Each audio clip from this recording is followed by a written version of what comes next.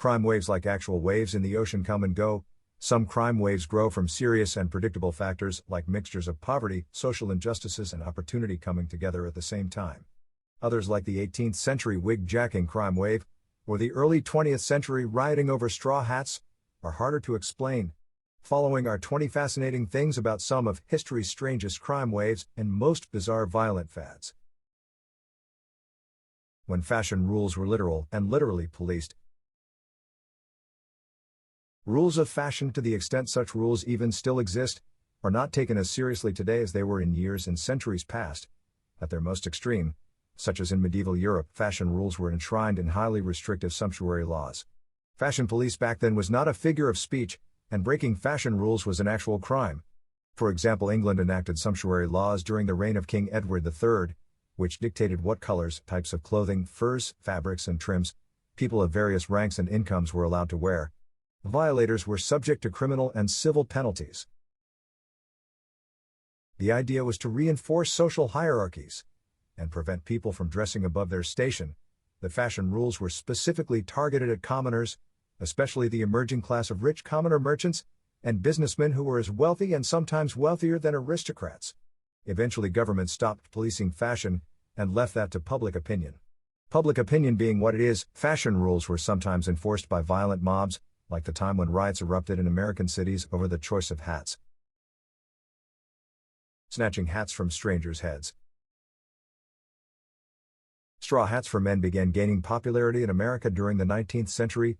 Light and permeable, they were typically worn during summer, often at sports outings.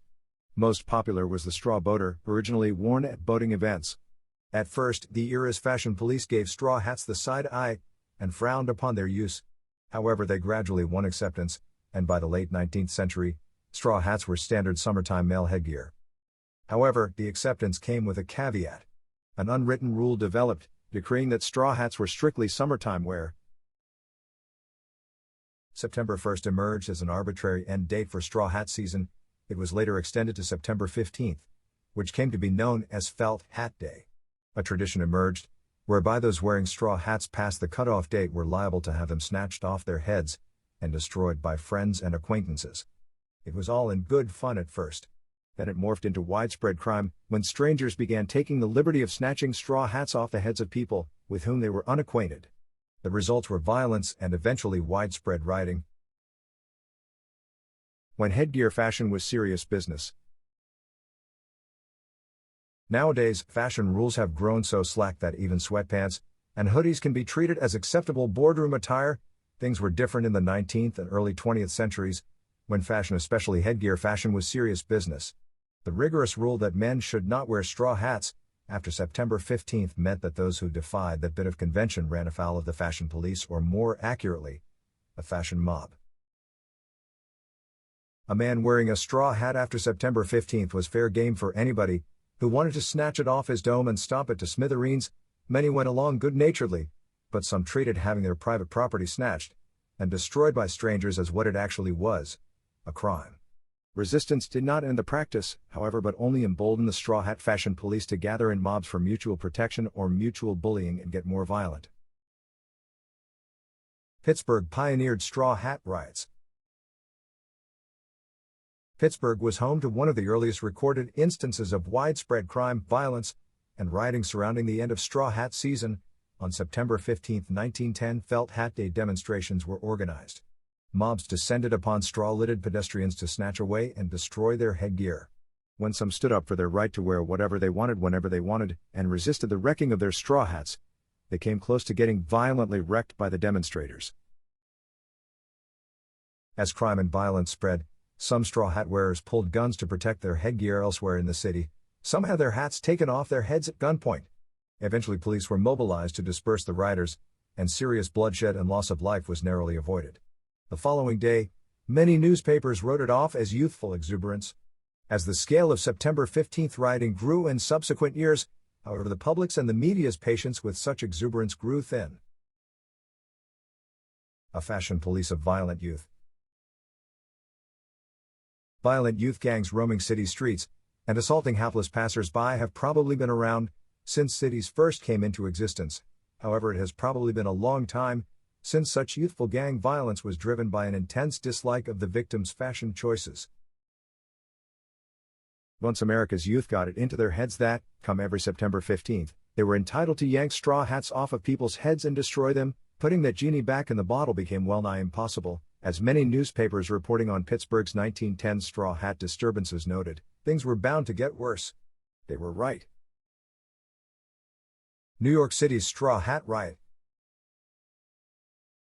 In 1922, New York City erupted into a days-long straw hat riot, which put that of Pittsburgh in 1910 to shame. It began in Manhattan's Mulberry Bend, when some urchins decided to ignore the September 15th cutoff. Instead, they opted for getting a head start on their annual crime spree, and began snatching and destroying straw hats on September 13th.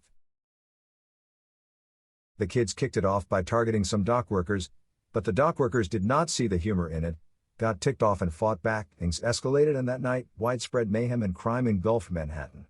After getting beat down by the dock workers, the kids regrouped in ever larger and increasingly more violent gangs. Soon, mobs of out-of-control youth were snatching hats off heads, attacking people en masse and beating up any who resisted. A days-long riot. New York City's 1922 Straw Hat Riot went on for days. The initial mayhem on the night of September 13th grew so widespread and got so bad that it halted traffic on the Manhattan Bridge. Police reinforcement were rushed in to end the rioting, but the relief was only temporary.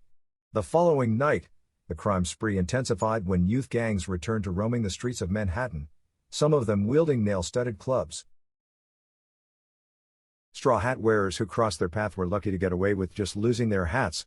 The unlucky ones lost their hats and got beaten to a pulp. Police were helpless and the rioting went on for days, spreading from the east side to the rest of Manhattan. The Upper West Side became particularly dangerous for the straw-lidded, as witnesses reported a mob of more than 1,000 snatching straw hats on Amsterdam Avenue. The Mayhem Spreads. Many were injured during the 1922 Straw Hat Riot, and many were arrested. However, since many culprits were underage, they did not stay in lockup for long before they were released to their parents. In the East 104th Street precinct, the police lieutenant in charge insisted that the parents spank their kids then and there as a condition for their release. The straw hat smashing tradition continued, and while there was no recurrence of widespread rioting on the scale of 1922's mayhem, the end of straw hat season continued to be attended by violence. In 1924, for example, one man was murdered for wearing a straw hat after September 15th. The violent tradition finally came to an end when straw hats went out of fashion during the Great Depression. Cockneys and Victorian cops.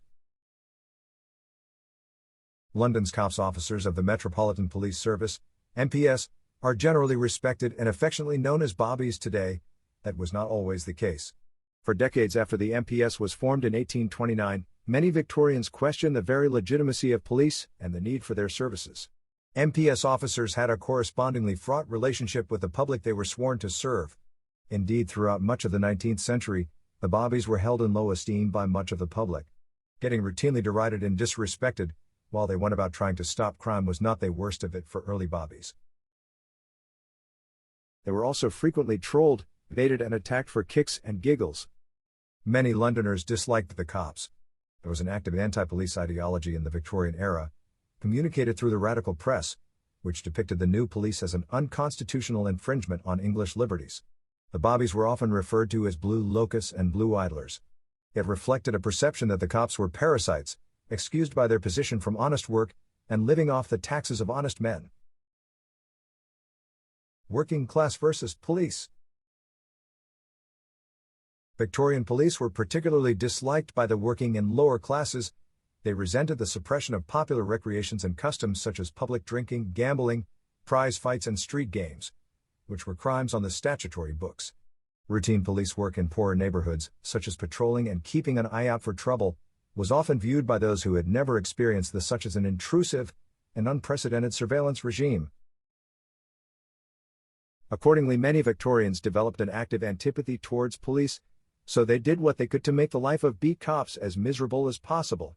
That often took the form of a crime wave of violence against the police.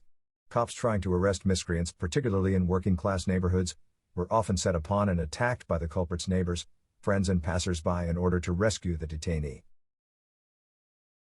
Domestic violence calls are the worst. British working-class resentment of Victorian police for interfering with street life was bad enough. Even worse was the resentment when the cops got involved in any crime having to do with domestic affairs and affrays. Cops who approached private residences, regardless of the motive, risked a hostile reception. Even knocking on doors to alert residents to security lapses, such as leaving a door or window open at night, was problematic. Such good deeds were often met not with gratitude, but with abuse and violence from Victorians assailing the cops for their temerity in disturbing their peace. The bobbies' reluctance to get involved in instances of domestic violence was well-founded because they feared encountering the wrath of both parties, who often temporarily forgot their own squabble and united to attack the cops. Attacking cops for fun. Nowadays we take it for granted that assaulting a police officer is a serious crime. That was not always the case. During the Victorian era, the violence against police was not always instrumental, such as attempts to free somebody known to the assailants from the police. Instead, violence was often visited upon the bobbies for the sheer fun of it. Many Londoners enjoyed leading policemen on merry chases, while others simply attacked them out of the blue. More creative were some gangs of working-class youths, who often collaborated to set up ambushes for police, baiting the cops into chasing them down alleys and footpaths strung with tripwires. The wires' release would spring Looney Tunes-type booby traps, causing bricks to smash into the cops, or tipping buckets of refuse to fall upon their heads. The wig-jacking crime wave. Wigs are so cheap today that you can get a reasonably realistic-looking one at Walmart for $9.99.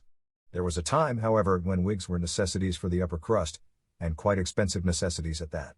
In the 18th century, for example, making a decent wig usually could take 6 men working 6 days from sunup to sundown.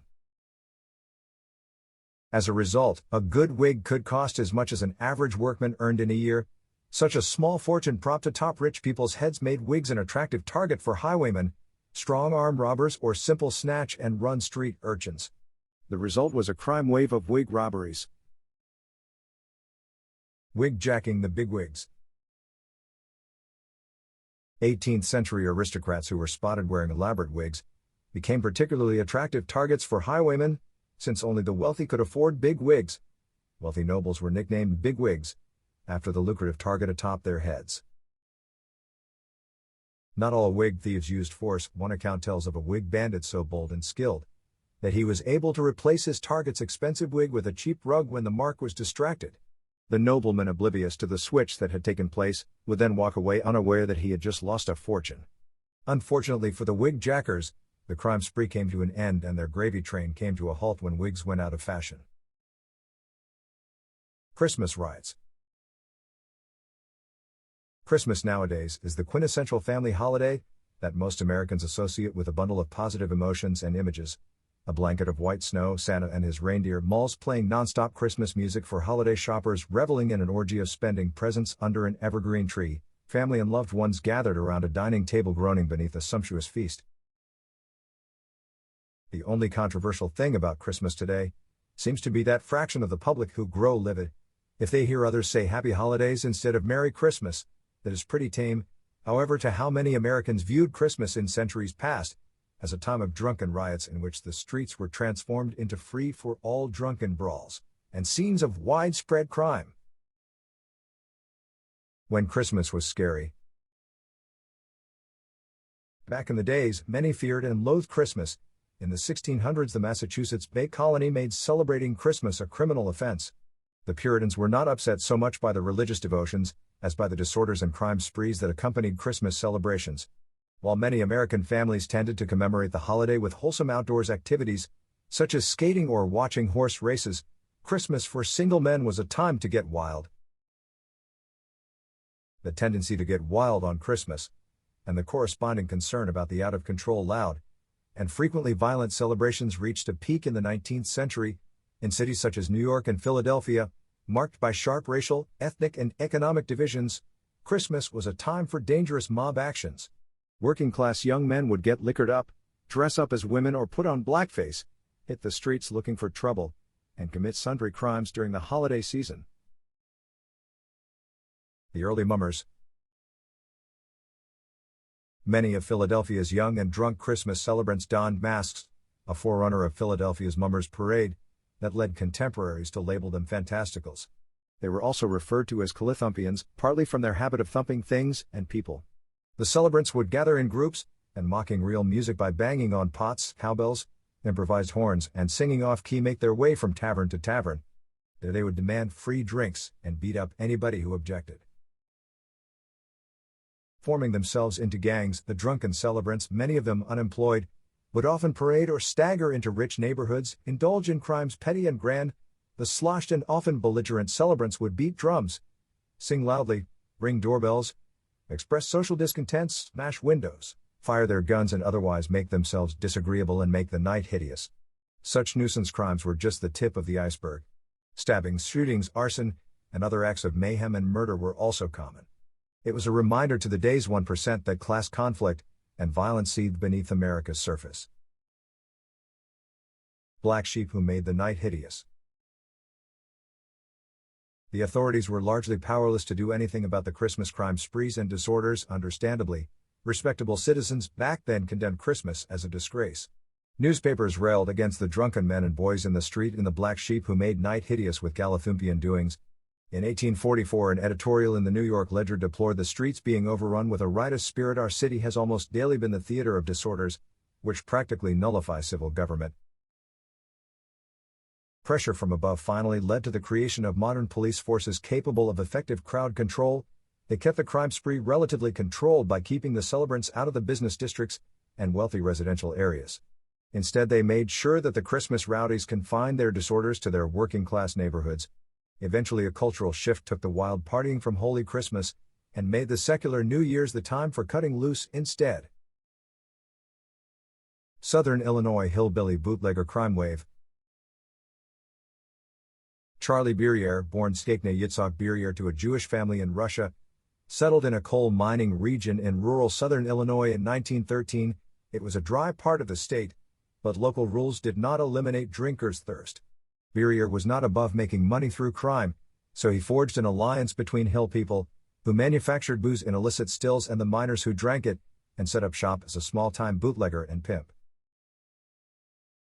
National prohibition arrived in 1920, and Berrier graduated from a two-bit bootlegger to a major one, with a network that stretched from Florida to the Canadian border. A ruthless operator, he crushed the local Ku Klux Klan not out of altruism, but because they impeded his bootlegging operations.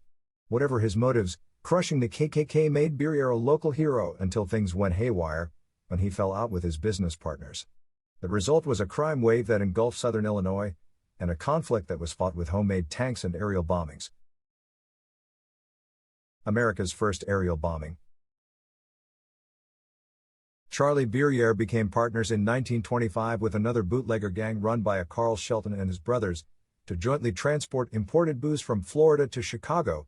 The partnership quickly fell apart, however, because while the crime of bootlegging paid, and paid well, there was widespread cheating in the collection of the proceeds, and divvying up of the profits. Things escalated quickly.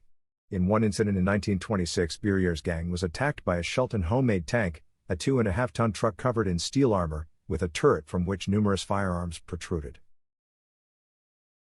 A month later, the Sheltons upped the ante and escalated things some more, when they hired an airplane to drop sticks of dynamite over a Berrier hideout. Nobody was hurt, but it made history as the first known aerial bombing in the U.S.